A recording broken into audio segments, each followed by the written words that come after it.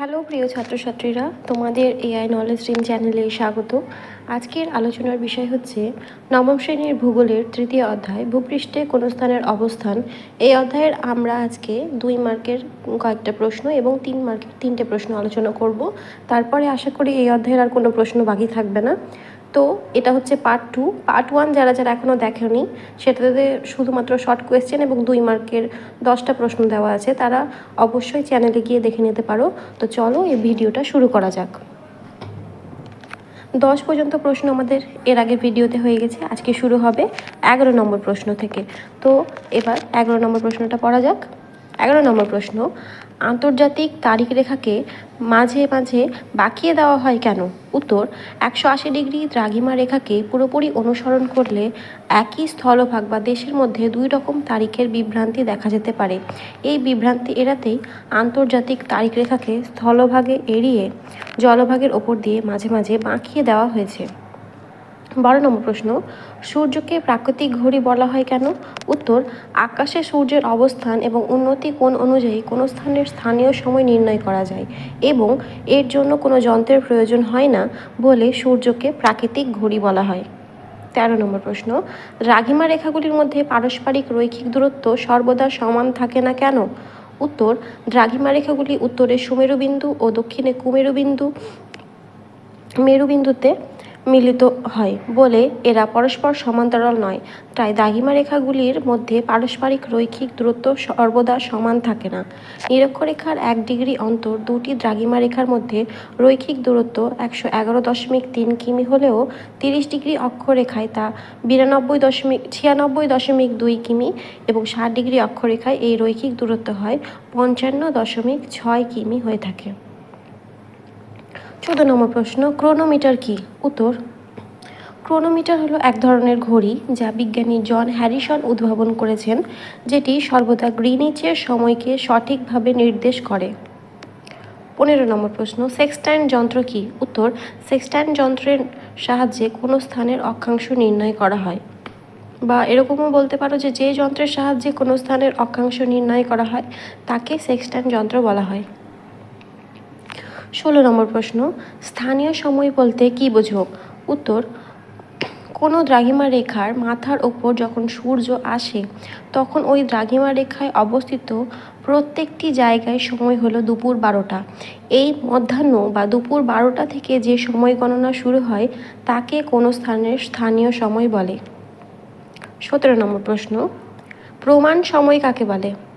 উত্তর, একটা দেশে রেল চলাচল, বিমান চলাচল এবং অন্যান্য যোগাযোগ ব্যবস্থার ক্ষেত্রে একটাই নির্দিষ্ট সময় না থাকলে অসুবিধা হয়, তাই দেশের মাঝখানে কোনো দ্রাঘিমা রেখার স্থানীয় সময়কে প্রমাণ সময় বলে ধরে নেওয়া হয়।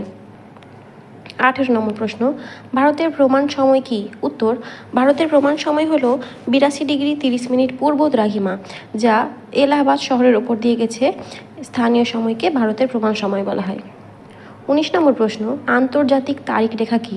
উত্তর, আন্তর্জাতিক স্তরে বার তারিখ নিয়ে বিভিন্ন সমস্যা সমাধানের জন্য 180 ডিগ্রি দ্রাঘিমা রেখাকে আন্তর্জাতিক তারিখ রেখা হিসাবে ধরা হয়েছে। এই রেখা থেকে পূর্ব দিকে গেলে একদিন বাড়িয়ে নিতে হয় এবং পশ্চিম দিকে গেলে একদিন কমিয়ে নিতে হয়। 20 নম্বর প্রশ্ন, প্রতিপাত স্থান কাকে বলে?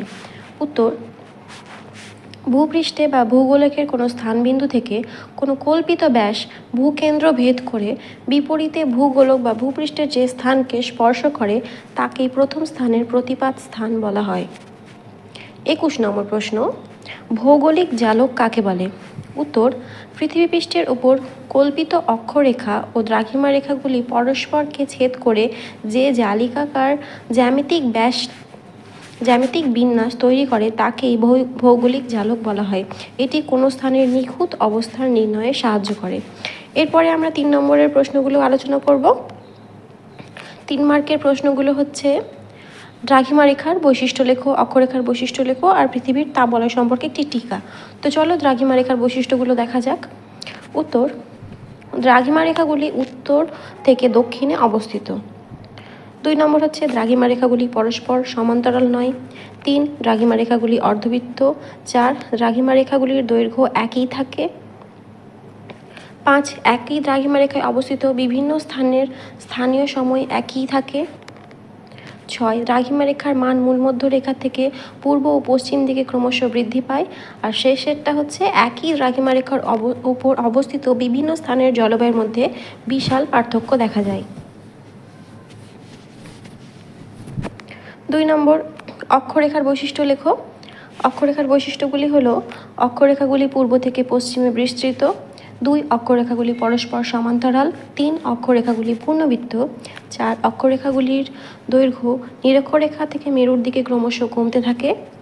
4. একই অক্ষরেখা অবস্থিত বিভিন্ন স্থানের স্থানীয় সময়ের পার্থক্য দেখা যায়। 5.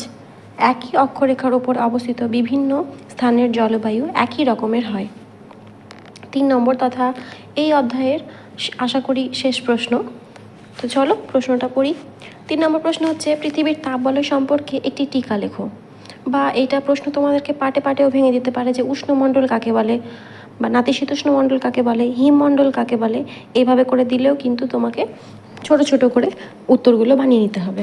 তাই এটা যদি তোমরা পুরোটা পড়ো তাহলে তোমাদের সব প্রশ্নগুলো ক্লিয়ার হয়ে যাবে। উত্তর হচ্ছে, পৃথিবী পৃষ্ঠে সর্বত্র বায়ুর উষ্ণতা সমান নয়। উষ্ণতার এই পার্থক্য অনুসারে অক্ষাংশের ওপর ভিত্তি করে পৃথিবীকে প্রধানত 3টি তাপমণ্ডলে ভাগ করা হয়েছে, যথা উষ্ণমণ্ডল, নাতিশীতোষ্ণমণ্ডল ও হিমমণ্ডল। 1 নম্বর পয়েন্ট, উষ্ণমণ্ডল বা ক্রান্তীয় অঞ্চল। নিরক্ষরেখার উভয় পাশে 23.5 ডিগ্রি উত্তর কর্কটক্রান্তি রেখা থেকে 23.5 ডিগ্রি দক্ষিণ মকরক্রান্তি রেখা অংশের মধ্যবর্তী অঞ্চলে উষ্ণমণ্ডল অবস্থিত। বৈশিষ্ট্য কী এই অঞ্চলের? এখানে সারা বছর সূর্যরশ্মি প্রায় লম্বভাবে কিরণ দেয়, তাই এই অঞ্চলে সারা বছর প্রচণ্ড গরম থাকে এবং ঋতু পরিবর্তন খুব একটা বোঝা যায় না। 2 নম্বর, নাতিশীতোষ্ণ মণ্ডল। উত্তর গোলার্ধের 23.5 ডিগ্রি উত্তর থেকে 66.5 ডিগ্রি উত্তর অর্থাৎ শিউমেরবৃত্ত এবং দক্ষিণ গোলার্ধের 23.5 ডিগ্রি দক্ষিণ অর্থাৎ মকরক্রান্তি রেখা থেকে 66.5 ডিগ্রি দক্ষিণ কুমেরুবৃত্ত রেখার অক্ষাংশের মধ্যবর্তী অঞ্চলে নাতিশীতোষ্ণ মণ্ডল অবস্থিত। বৈশিষ্ট্য, এই অঞ্চলে সূর্যরশ্মি তির্যকভাবে পড়ে, তাই এখানকার আবহাওয়া খুব বেশি গরমও নয় আবার খুব বেশি ঠান্ডাও নয়। শীত ও গ্রীষ্ম উভয় ঋতু স্পষ্টভাবে অনুভূত হয়। 3 নম্বর, হিমমণ্ডল বা শীতল অঞ্চল।